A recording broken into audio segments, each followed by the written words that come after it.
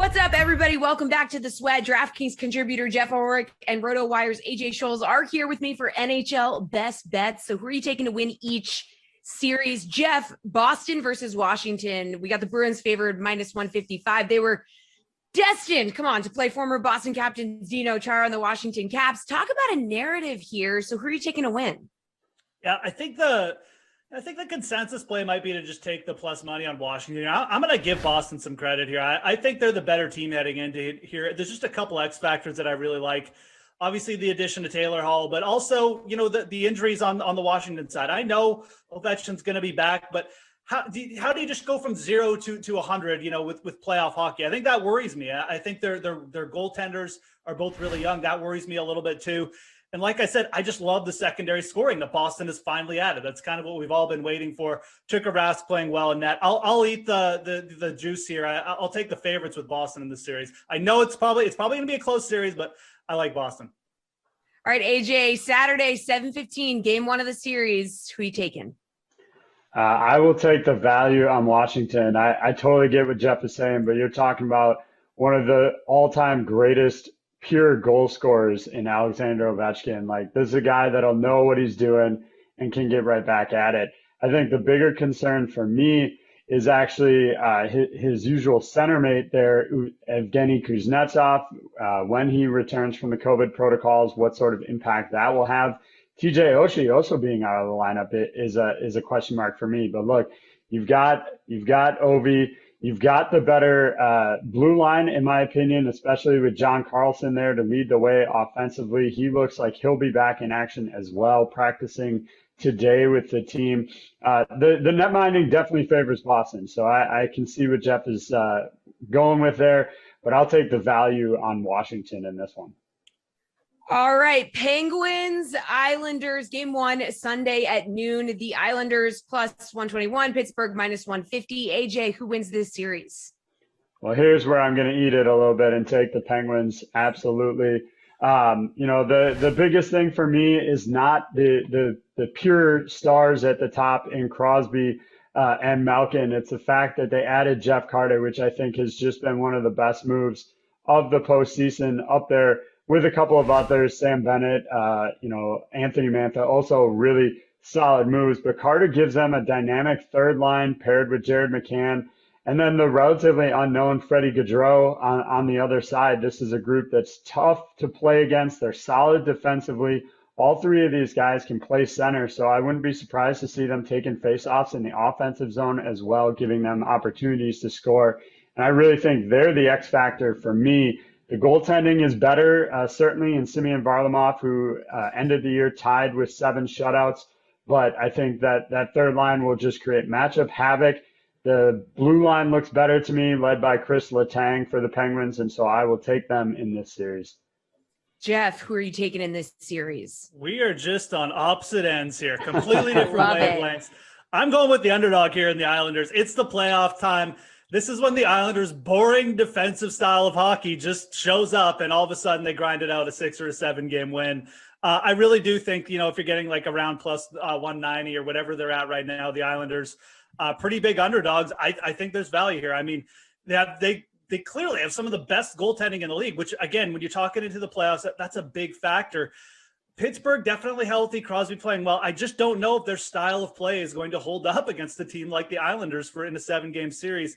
I think Pittsburgh's a team who, again, they were carried a little bit by their captain in the regular season. I'm just not sure if it's going to transfer over to playoff hockey. I like the Islanders. Again, we've seen them in the spot perform before. So as the underdog, I'd be apt to be on their side here. All right, next up, Geoff, Nashville at Carolina, game one, Monday at 8 p.m. Carolina, large favorites at -240. What do you think? Yeah, I don't think -240 is big enough. I really like the Carolina Hurricanes. They were kind of my pick in the middle of the season to perhaps get like an outright on for the Stanley Cup. And, Nashville, it's a good story. They rode a really hot streak by Juuse Saros.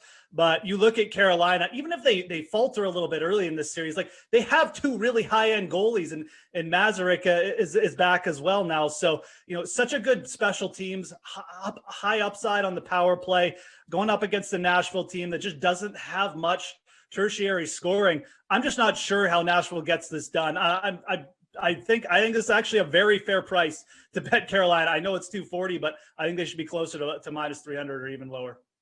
AJ, do you agree on this one? Absolutely. I think you have to. I'd be insane to come in here and tell you to take Nashville. Look, since the start of April, the Carolina Hurricanes have given up the third fewest goals per game at 2.23. They have the third best PK percentage at 90.3, the fifth best shots on goal per game rate at 32.4. They've been unstoppable in April. They'll have home ice advantage, which is a huge factor when you consider on the year they went 23-5 at PNC Arena. In the season series, Carolina won it 6-2 by a combined 24-17 score. There's a reason the Carolina Hurricanes have the fourth best Stanley Cup odds at plus 700. And honestly, I wouldn't be surprised to see them close this out in like 5 games. Okay, guys, finally, and you guys agreed on one.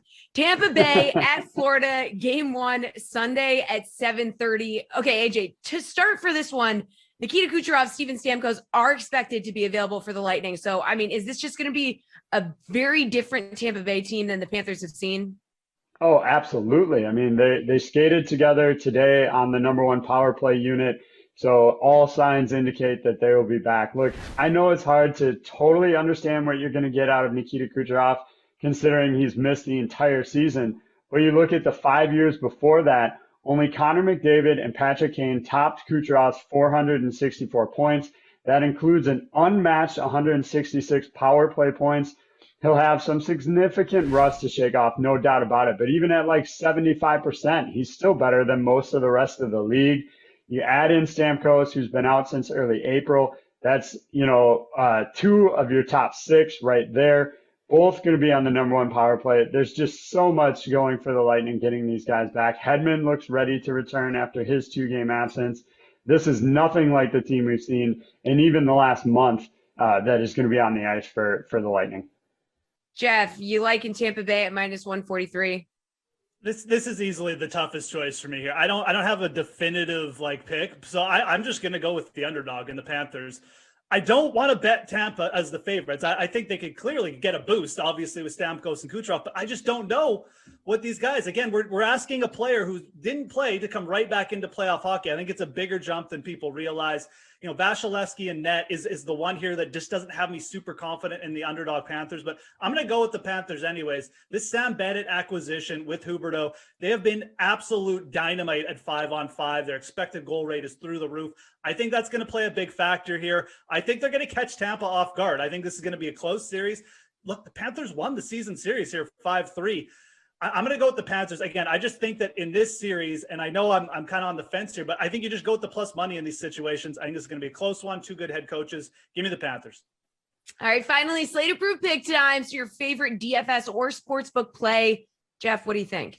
Yeah, I like Johnny Gaudreau. I mean, I like this whole Flames top line tonight, but Johnny Gaudreau is really good value at 5,400. And I think he's good value on the DK Sportsbook to grab a goal here too. He's plus 210, plus 215 actually. Sorry, the last time I looked to score a goal. I like that player prop.